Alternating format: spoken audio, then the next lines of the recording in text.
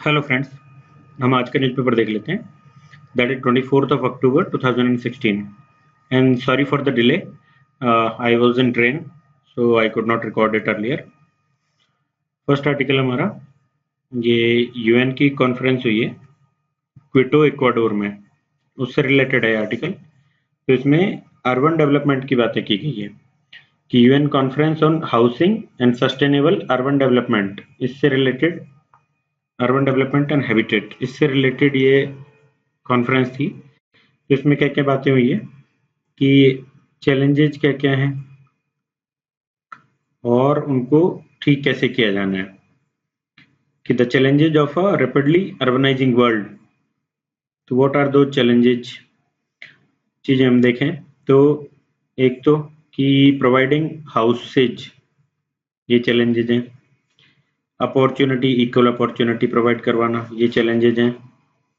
फिर इसका अपॉर्चुनिटीज आप अवेलेबल करवाते हो, प्रोवाइड करवाते हो, उसका फिर एक सिंक्रोनाइजेशन चाहिए हाउसिंग में और अपॉर्चुनिटीज में, क्योंकि नंबर ऑफ स्लम्स इंडिया में बढ़ते जा रहे हैं सिटीज में, और स्लम्स बढ़ेंगे तो पॉपुलेशन बढ़ेगी। पॉपुलेशन बढ़ती है तो फिर जॉब अपॉर्चुनिटी उस लेवल पे बढ़ पाएगी, नहीं बढ़ पाएगी, सिटीज उसको झेल पाएंगी या उसकी बर्दाश्त की लिमिट से बाहर जाएगा, ये सारी चीजें होती हैं। तो फिर इसमें दो और कॉन्फ्रेंसेज हो चुकी हैं पहले, और इसमें फिर नेक्स्ट 20 ईयर्स के लिए गाइडिंग प्रिंसिपल्स क्या होंगे, वो सारी चीजें हैं। तो हम देखें इसके बारे में कि पहले वाली जो थी उसमें क्या क्या इश्यूज थे। ये थर्ड कॉन्फ्रेंस थी, तो पहले वाली में क्या क्या इश्यूज थे वो देखते हैं।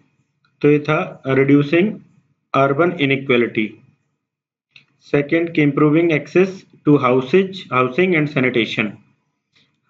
सैनिटेशन, थर्ड मोबिलिटी, ये मोबिलिटी से रिलेटेड क्वेश्चन लास्ट ईयर आ चुका है।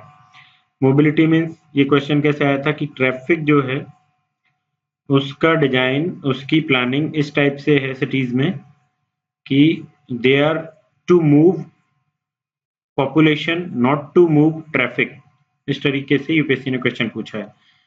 तो इसका मतलब क्या हुआ कि ये पॉपुलेशन जितनी है, जितने लोग आते जाते हैं, उसके लिए तो हम ज़्यादा से ज़्यादा बसेज लगा देंगे या फिर मेट्रो जैसे जिन सिटीज में बन चुका है वो हम कर लेते हैं, और ऑटो टैक्सी वगैरह जिनसे भी लोग जाते हैं तो वो इनफ हम बना देते हैं, लेकिन हाउ दे विल मूव इसकी हम चिंता नहीं करते हैं कि बसेज चल रही हैं, किस स्पीड पे चल रही है, मूवमेंट कितना फास्ट है, इसकी हम चिंता नहीं करते हैं। इस तरीके का क्वेश्चन लास्ट ईयर यूपीएससी ने पूछा था। तो मोबिलिटी से रिलेटेड भी पुरानी वाली जो कॉन्फ्रेंस थी उनमें इश्यूज थे। फिर क्या था कि rights of women, old age adults, children and disabled, इन सब चीजों से रिलेटेड इश्यूज पहले वाली उनमें बात की गई थी।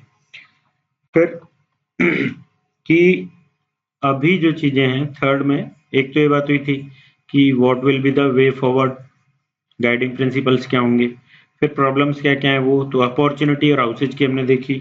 नेक्स्ट की एक सिटीज में हाई वेज लोग होते हैं, हाई जो प्रोफेशनल लोग हैं उनके वेजेज काफी हाई होते हैं, तो हाई वेजेज प्रोफेशनल्स एंड जो लो वेजेज के मजदूर लोग होते हैं, तो उनके बीच जो गैप क्रिएट हो रहा है, इसको किस तरीके से हैंडल किया जाए।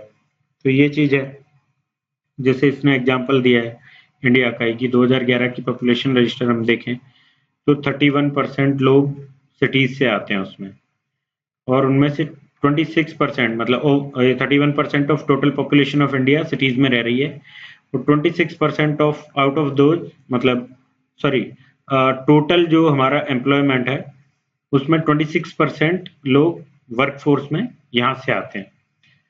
तो वर्कफोर्स होता है 15 टू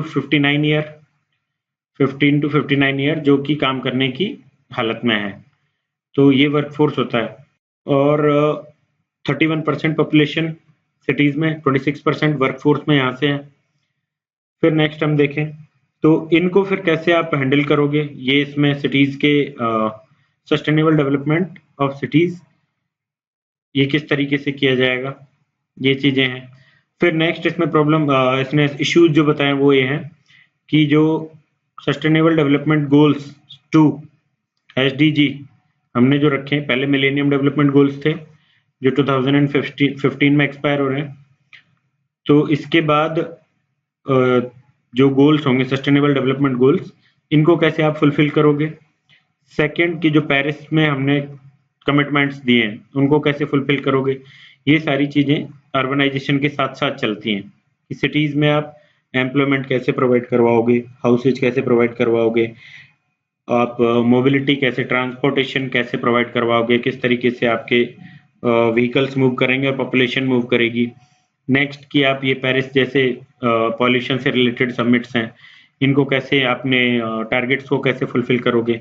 और सस्टेनेबल डेवलपमेंट में, डेवलपमेंट गोल्स में 11 तो इसी चीज से रिलेटेड है, तो 11 को कैसे अचीव करोगे। बाकी और चीजें, लिटरेसी हो गई, तो स्कूल्स कैसे प्रोवाइड करवाओगे। तो अर्बनाइजेशन जो हो रहा है वो एक होलिस्टिक वे में कैसे होगा, इसकी चिंता करनी है आपको।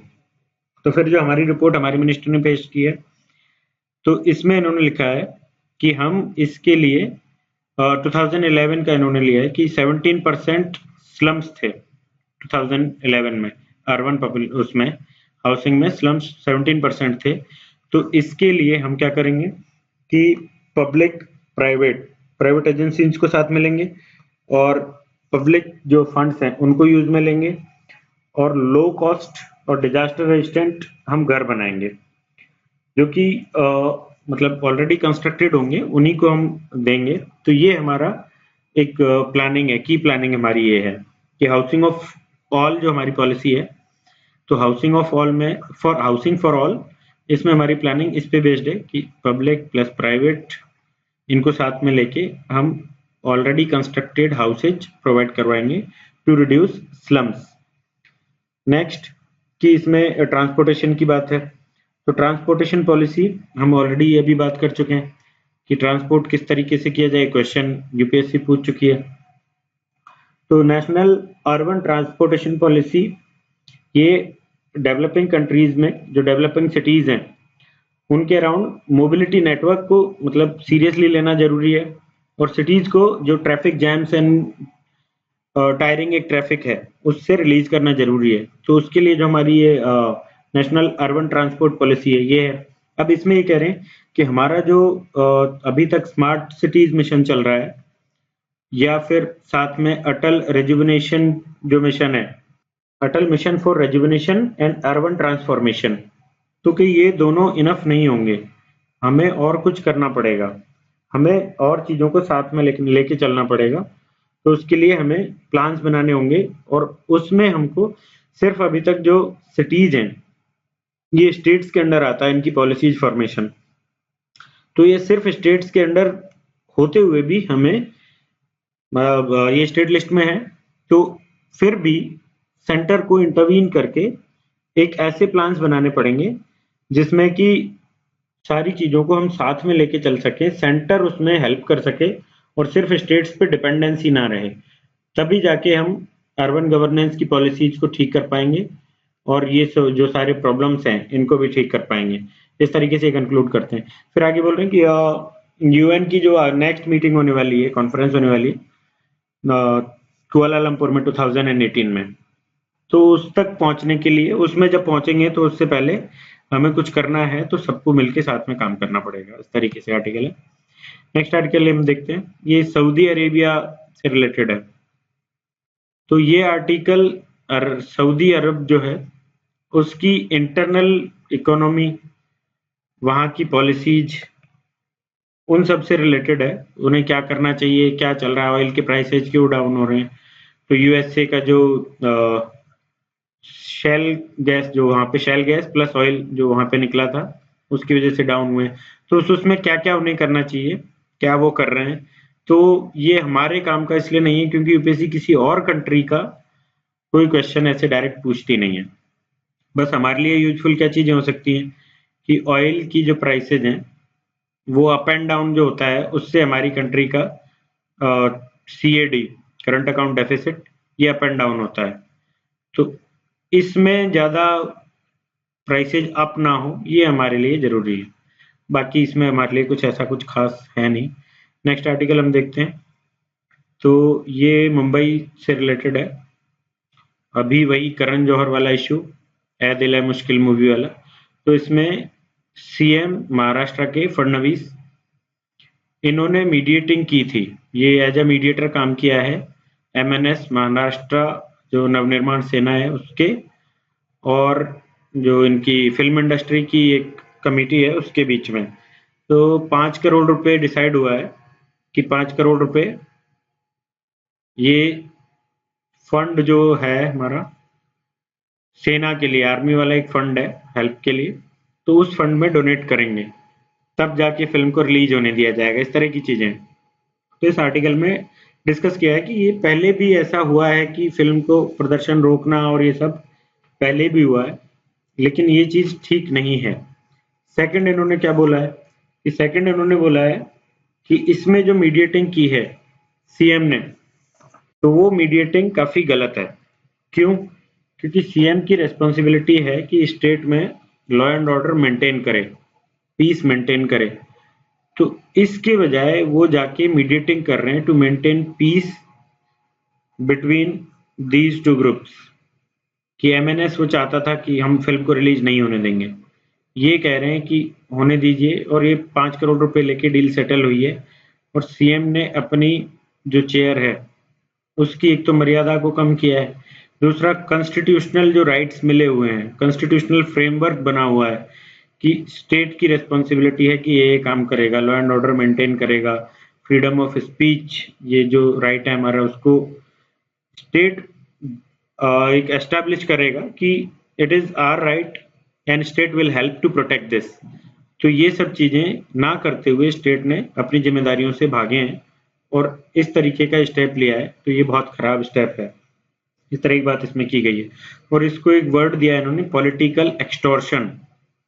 एक्सटॉर्शन होता है कि जबरदस्ती कुछ मनी ऐंठना, तो ये पॉलिटिकल एक्सटॉर्शन इसको नाम दिया है इन्होंने, कि पॉलिटिकली प्रेशराइज करके कि दंगे भड़का दिए जाएंगे, आपकी फिल्म नहीं रिलीज होने दी जाएगी, इस तरीके से एक्सटॉर्शन किया गया है। तो इसने हमारे कॉन्स्टिट्यूशन को, कॉन्स्टिट्यूशनल फ्रेमवर्क को, डेमोक्रेसी को, जिसमें कि फ्रीडम ऑफ स्पीच और कोई भी बहुत सारे जो राइट्स हमारे फंडामेंटल राइट्स हैं, या फिर कॉन्स्टिट्यूशनल अदर राइट्स हैं, या फिर नॉर्मल ह्यूमन राइट्स जो हमें मिले हुए वो है, तो उन सारे राइट्स को डाउनग्रेड किया है, स्टेट को इसने डाउनग्रेड किया है। एक ऑटोक्रेसी की तरफ हम बढ़ रहे हैं, और लोग इस तरीके से प्रेशराइज करके यदि काम करवाने लगे तो फिर तो पूरे एक डेमोक्रेसी का ही कोई मतलब नहीं रह जाएगा। जो हम लार्जेस्ट डेमोक्रेसी कंट्री को बोलते हैं उसका कोई मतलब नहीं रह जाएगा। तो इस तरह की बातें इन्होंने की है, और बाकी कुछ एग्जाम्पल्स दिए हैं हिस्ट्री के पुराने कि किस किस तरीके से क्या क्या हुआ है पहले। 1998 में छत्रपति शिवाजी की कुछ लाइंस उनके लिए एक पैराग्राफ टाइप लिख दिया था किसी बुक में, तो उस पर प्रॉब्लम की थी। एमएफ हुसैन को इंडिया छोड़ना पड़ा था, तो वो सारी चीजें इन्होंने एग्जाम्पल्स लिए हैं। तो द थिंग इज दिस कि हमारे काम की क्या चीज है इसमें, वो यही है कि डेमोक्रेसी को डाउनग्रेड इस तरीके से ना किया जाए, freedom of speech and other जो फंडामेंटल राइट्स हैं उनको फुलफिल करने में स्टेट हेल्प करे, और सीएम जैसी पोस्ट जो है उनको उनकी रिस्पॉन्सिबिलिटी और उनकी जो एक इज्जत है उसको इस तरीके से डाउनग्रेड ना किया जाए। तो इस तरीके से इस आर्टिकल में लिया है। नेक्स्ट आर्टिकल हमारा ये हमारी फॉरेन पॉलिसी के चेंज से रिलेटेड है। तो ये भी ऑलरेडी हम डिस्कस कर चुके हैं। किस तरीके से हमने डिस्कस किया है, ब्रिक्स का समिट जो हुआ है अभी, वो सार्क का बहिष्कार हमने किया है, और भी हर जगह जाके कहीं भी फॉर्म्स डिफरेंट डिफरेंट प्लेटफॉर्म्स पे हम एक ही मुद्दा उठाते हैं, कश्मीर एंड पाकिस्तान। तो इनका कहना है कि ये सब नहीं होना चाहिए, ये शिफ्ट है हमारी फॉरेन पॉलिसी में, और ये शिफ्ट हमें लीड कर रहा है उस तरफ जो कि अभी तक पाकिस्तान करता आया है। पाकिस्तान हर फोरम पे जाके, चाहे वो यूएन हो, चाहे वो और G77 का हो, या फिर सार्क हो, कुछ भी हो, कोई भी प्लेटफॉर्म हो, एससीओ हो, हर जगह जाके पाकिस्तान कश्मीर का मुद्दा उठाता है और उठाता आ रहा है। तो वो मुद्दा एक इंटरनेशनलाइज उस मुद्दे को कर दिया है उसने, और that is not beneficial for the country. तो एस जो हमारी फॉरेन पॉलिसी में ये चेंज आ रहा है कि हम पाकिस्तान को कश्मीर के मुद्दे पे एक आइसोलेट कर दें, और उसी की ट्राई हम हर जगह कर रहे हैं। जो इन द पास्ट ऐसा पाकिस्तान करते आया है। तो हमें ये सब नहीं करना चाहिए, बियॉन्ड द कश्मीर हमें सोचना चाहिए। और इंडिया जो इस रास्ते पे चल रहा है वो हमारी फॉरेन पॉलिसी के जो और मेजर्स हैं और हमारी ज़रूरतें हैं, उन सब ज़रूरतों को ख़त्म करके और सिर्फ एक पॉइंट पे हमें फोकस कर देता है, that is leading towards our economic slow down. वो प्रॉब्लम क्रिएट करेगा और मुद्दों में, जैसे यूएनएससी में हम मेंबरशिप चाहते हैं, एनएसजी का हो गया, या फिर इकोनॉमिक टाइज हम चाहते हैं, एफटीए हम करना चाहते हैं, वर्ल्ड ट्रेड ऑर्गेनाइजेशन में हमारे मुद्दे हैं उनको हम सॉल्व करना चाहते हैं, या फिर कोई भी और सोलर से रिलेटेड हम देखें, अमेरिका के साथ हमारे मुद्दे हैं उनको हम सॉल्व करना चाहते हैं, तो वो सारी चीजें पीछे छूट जाएंगी। तो उन मुद्दों को पीछे ना छोड़ते हुए हम सिर्फ कश्मीर पे लग जाएं, तो ये हमारी जो एक ब्रॉड बेस्ड जो हमारी एक डिप्लोमेटिक आउटरीच होनी चाहिए, उसको हम खत्म करके और पाकिस्तान जैसे चाहता है उसकी तरफ हम मूव कर रहे हैं। तो that is not good for Indian foreign policy and for India's economy, economic development. Next article हम देखते हैं। ये आर्टिकल गुजरात की एक पीएसयू है उस पर बेस्ड है, गुजरात स्टेट पेट्रोलियम कॉरपोरेशन। तो इसको ओएनजीसी, इस पे जो गुजरात स्टेट पेट्रोलियम कॉरपोरेशन है, इस पे 20,000 करोड़ का कर्ज है और लगभग 1.5 लाख करोड़ ये ओएनजीसी की वैल्यू है। तो ये इसको ओवरटेक करे और इसका जो कर्ज है उसको अपने सर पे ले, और फिर इस जो बीमार पीएसयू है, जो हम सिक इंडस्ट्री जिसको बोलते हैं, तो इसके रिवाइवल को हम हम मतलब we should get the revival of that. इसके लिए इन्होंने ये कहा है कि ये सर्जिकल, एक कॉवर्ड सर्जिकल स्ट्राइक है ये, कि भागना हुआ एक तरीके से। इन्होंने कुछ पुरानी चीजें बताई हैं कि जब ये स्टार्ट किया गया था तो उस टाइम पे जो इससे उम्मीद की गई थी उसका 0.005% तक ही इससे ऑयल रिजर्व है इसके पास, और ये फेलियर है। सीएम उस टाइम पे, हमारे अभी प्रेजेंट पीएम जो हैं वो वहाँ सीएम थे और उनका फेलियर है। ये जयराम रमेश का आर्टिकल है। तो ये उनका फेलियर है और इसको ढकने के लिए ओएनजीसी को यूज में लिया जा रहा है। तो ये ऐसा, इन्होंने एक व्यंग किया है इस पे कि हम इसको, इसीलिए इन्होंने सर्जिकल स्ट्राइक इसको नाम दिया। तो इस तरीके से करना एक कायरता है, ये नहीं करना चाहिए। और इन्होंने फिर उसका जो कैग की रिपोर्ट का इन्होंने हवाला दिया है कि और भी कई जगह ऐसा किया जा रहा है जो कि नहीं करना चाहिए। तो इसके बारे में हमारा यूजफुल क्या क्या है कि एक तो कि जो पीएसयूज हैं उनको इस तरीके से दूसरे पे लाद के और उनका जो कर्ज है वो कर्ज इस पे डाल दोगे तो आप क्या क्या प्रॉब्लम्स होंगी। फर्स्ट कि जो भी ओएनजीसी के जिनके पास शेयर्स हैं, शेयर होल्डर्स हैं, 5-6 लाख करीब जो भी शेयर होल्डर्स हैं, उन सभी को इसका बर्डन क्यों झेलना पड़े, उन सभी को इसका नुकसान क्यों उठाना पड़े। ये गलती है गवर्नमेंट की, गवर्नमेंट के उस पीएसयू के मैनेजमेंट की। तो इसका भुगतान वो क्यों करें जो कि कहीं से भी गलत नहीं है, जिन्होंने ओएनजीसी में अपना पार्टिसिपेशन किया है थ्रू शेयर्स। हालांकि ओएनजीसी में 85% शेयर्स गवर्नमेंट का है और 15% अदर लोगों का है, बट स्टिल इस 15% में भी काफ़ी सारे लोग हैं जिनके पास शेयर्स हैं। तो उन शेयर होल्डर्स को इसका नुकसान क्यों उठाना पड़े जो कि किसी और की गलती है। तो इस तरीके से इस आर्टिकल में दिया है। नेक्स्ट देखें हम आर्टिकल। तो ये एनएसजी पे किस किस ने मना किया था? चाइना, चाइना लीडर था, प्लस न्यूजीलैंड, ऐसे 3-4 देशों ने हमारा विरोध किया था क्योंकि हमने एनपीटी साइन नहीं किया है। तो अभी इसके न्यूजीलैंड के पीएम इंडिया आ रहे हैं, तो उनसे इस मामले में बात हो और उनको इस मामले पे राजी किया जा सके। जॉन की आ रहे हैं, इससे रिलेटेड आर्टिकल है। तो हम कोशिश करेंगे कि उनको हम मना सकें ताकि फिर चाइना को प्रेशराइज किया जा सके। तो इस पे भी एनएसजी पे हम कई बार बात कर चुके हैं। नेक्स्ट आर्टिकल हम देखते हैं। ये आर्टिकल है shortfall of India's female literacy. तो ये एक रिपोर्ट आई है। इस रिपोर्ट में क्या दिया है कि 5 साल 5 इयर्स प्राइमरी एजुकेशन लेने के बाद भी इंडियन फीमेल जो लिटरेट होती हैं रियली, वो उसका रेशियो है 48%, 5 इयर्स की एजुकेशन प्राइमरी एजुकेशन लेने के बावजूद। और ये बाकी कंट्रीज में जो अड़ोस पड़ोस की उनमें डाटा दिया है कि 92% तक नेपाल में है, 74% पाकिस्तान में है, 54% बांग्लादेश में है। ये हमसे बहुत अच्छी कंडीशन में है, इस तरीके से इन्होंने लिखा है। तो इंडिया की इतनी बुरी हालत है और इंडिया को ये हालत सुधारनी जरूरी है। इंडिया की जो एजुकेशन की क्वालिटी है, इस पे एक रिपोर्ट और आती है, प्रथम की रिपोर्ट आती है, एनजीओ है जो, उसकी रिपोर्ट आती, एनजीओ असर है, असर रिपोर्ट या प्रथम, कौन सा एनजीओ कौन सा रिपोर्ट है मैं भूल गया हूँ, तो एक बार देख लीजिएगा। एक रिपोर्ट है, एक एनजीओ का नाम। तो ये जो रिपोर्ट आती है उसमें भी कई बार कहा गया है कि हमारी जो 5th क्लास का स्टूडेंट है वो 2nd क्लास की भी बुक्स नहीं पढ़ पाता है। तो ये लगभग 50% ऐसा है, 45% टू 50% ऐसा है। तो ये चीज़ें उसी से रिलेटेड है कि फीमेल लिटरेसी में ये 48% तक ऐसा है कि वो लिटरेट ही नहीं हो पाती हैं। रियल डाटा यदि देखा जाए, रियल मेजर्स में यदि देखा जाए, कि क्वालिटी ऑफ एजुकेशन देखी जाए तो।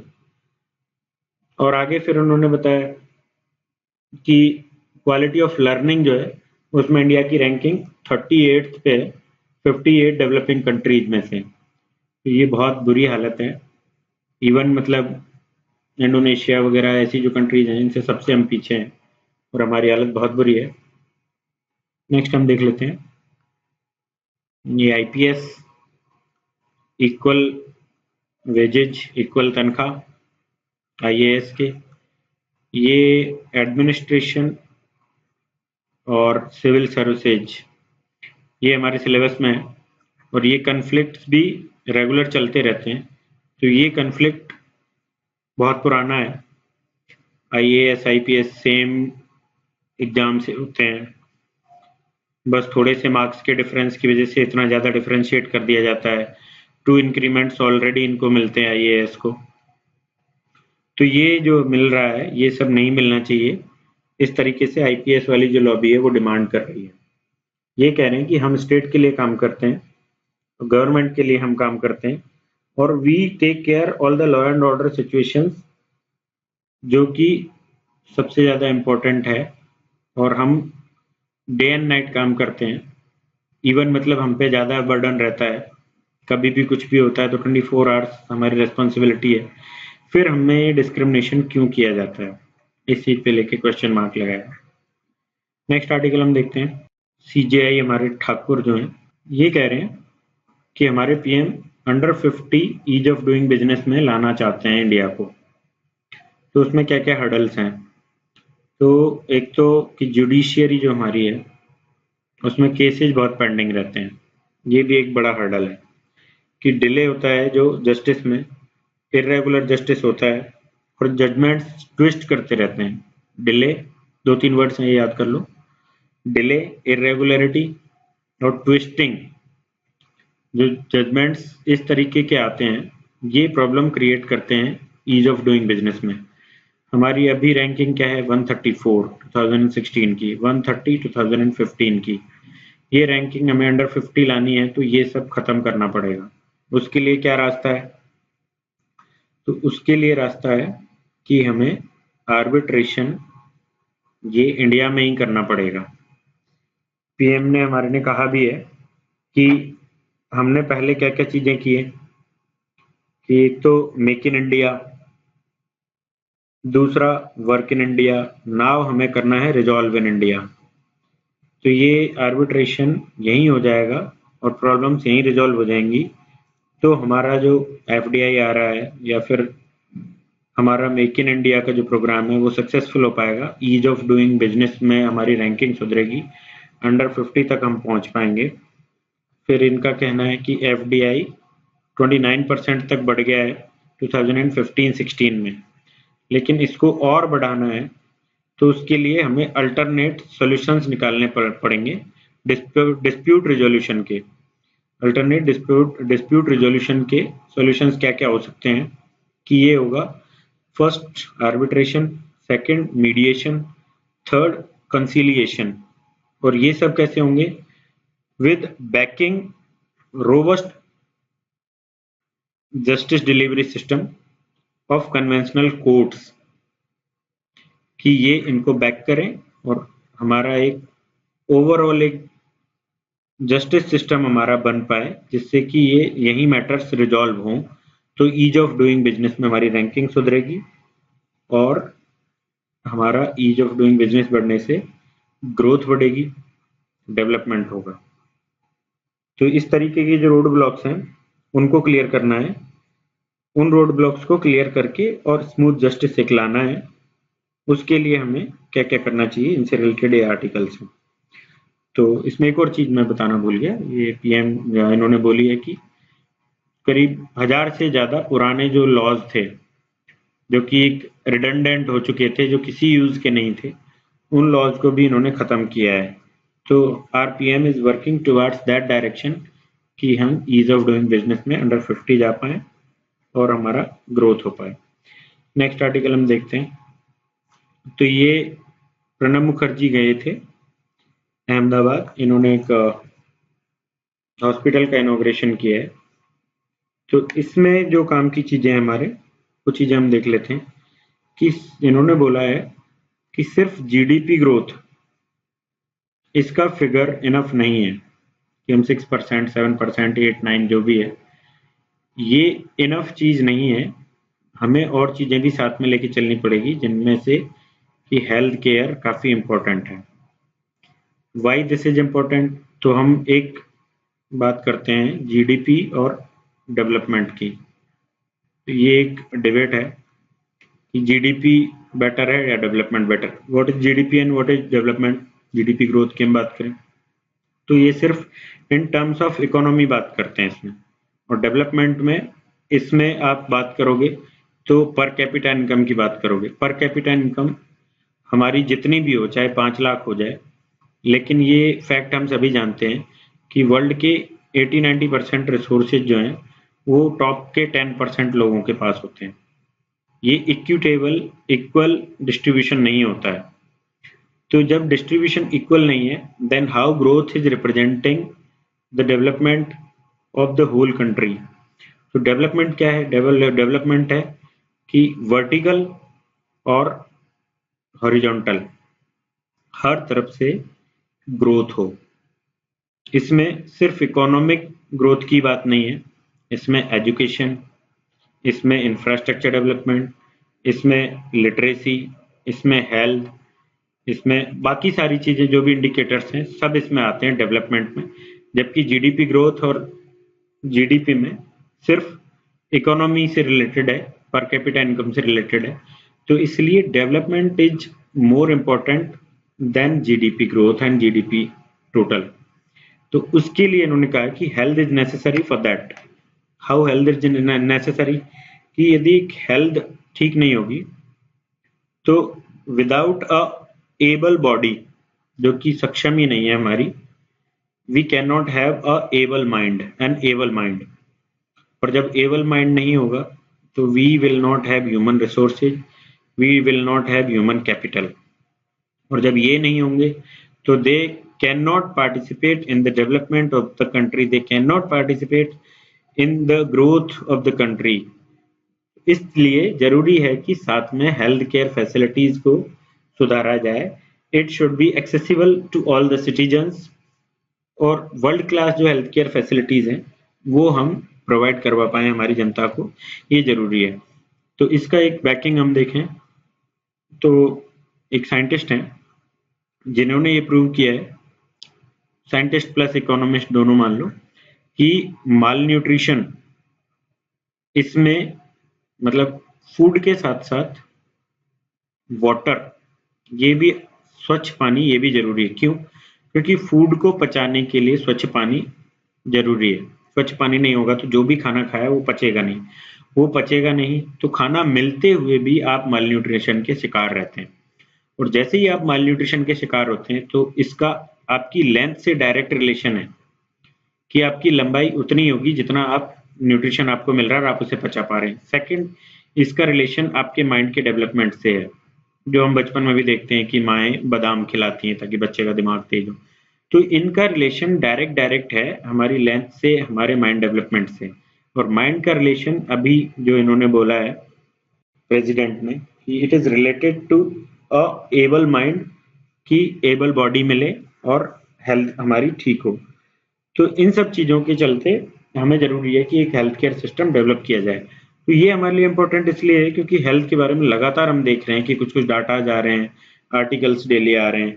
आज भी एक और चीज़ आई है कि दिल्ली में किस तरीके से डिस्ट्रीब्यूशन है, जो भी हेल्थ के लिए फंड्स प्रोवाइड करवाए जाते हैं, तो वो कहाँ-कहाँ जाता है, तो वो भी चीज़ आ जाई है।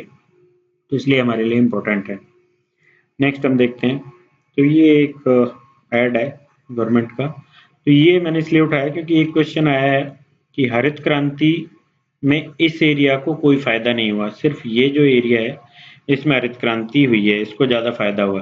तो इस एरिया के डेवलपमेंट के लिए हमें क्या करना चाहिए? तो ये गवर्नमेंट ने एक स्टेप लिया है कि लाइन गैस के लिए ये बनाई जा रही है और इस एरिया में वो पूरा डिस्ट्रीब्यूशन करेगी। तो इससे क्या क्या फायदे होंगे कि एक तो पोल्यूशन कम होगा, कैसे कि एलपीजी हम प्रोवाइड करवा पाएंगे हाउस होल्ड्स में, एक कि हम पीएनजी हाउस होल्ड्स में गैस पीएनजी कनेक्शन हम इनको दे पाएंगे, इधर एलपीजी के सिलेंडर्स हम लगभग 50,000 हाउस होल्ड्स को दे पाएंगे। तो वो सारी चीजें हैं।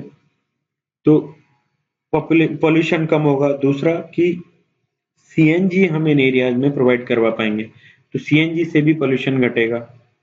नेक्स्ट कि ये इन्वेस्टमेंट होगा इससे, तो इस इन्वेस्टमेंट से डिफरेंट कहीं भी गैस पहुंचती है तो उसके साथ वाली जो फैक्ट्रीज हैं केमिकल, ये जैसे फर्टिलाइजर फैक्ट्री है और कोई केमिकल फैक्ट्रीज बनती हैं, तो एम्प्लॉयमेंट जनरेट होता है, तो उससे इसका डेवलपमेंट होगा। तो इस तरीके से काफ़ी सारी चीज़ें, इससे फ़ायदा होगा इस प्रोजेक्ट से और ये इस एरिया को डेवलप करने में मददगार होगा।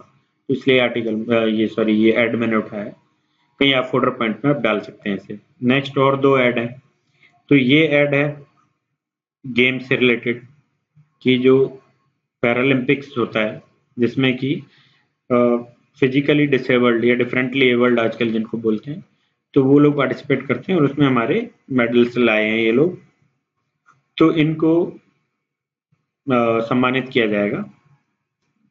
ये मैंने इसलिए उठाया क्योंकि गेम से रिलेटेड कोई क्वेश्चन बन सकता है, जैसे लोडा पैनल हमने बार-बार देखा है, तो आप इनको भी उसमें इंक्लूड कर सकते हो कि पैरालंपिक्स में भी हम मेडल लाते हैं, बट स्टिल गवर्नमेंट हमारी बहुत ज़्यादा उसमें इन्वेस्ट नहीं करती है, इसलिए अदर गेम्स की हालत खराब है।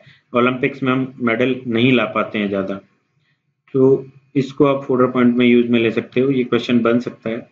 नेक्स्ट ये है इंडो तिब्बतन बॉर्डर पुलिस जो है, इसका 55th रेजिंग डे। तो हमारे सिलेबस में सारी फोर्सेज हैं इंटरनल सिक्योरिटी में, तो इंटरनल सिक्योरिटी में जो फोर्सेज हैं उनमें से आईटीबीपी भी एक है। अभी तक इनसे डायरेक्ट कोई क्वेश्चन नहीं आया है। इंटरनल सिक्योरिटी से जो क्वेश्चन आते हैं वो जैसे लास्ट ईयर साइबर सिक्योरिटी से रिलेटेड आया, तो इनसे रिलेटेड कोई क्वेश्चन नहीं आया है, तो इनसे रिलेटेड कोई क्वेश्चन बन सकता है। हम 55th रेजिंग डे भी इसका मना रहे हैं, इसलिए मैंने उठाया। नेक्स्ट हम देखते हैं। ओके, आज के लिए इतने इंपॉर्टेंट आर्टिकल्स हैं, so thank you very much and sorry for the delay as I was in train, so I could not record it earlier, sorry again।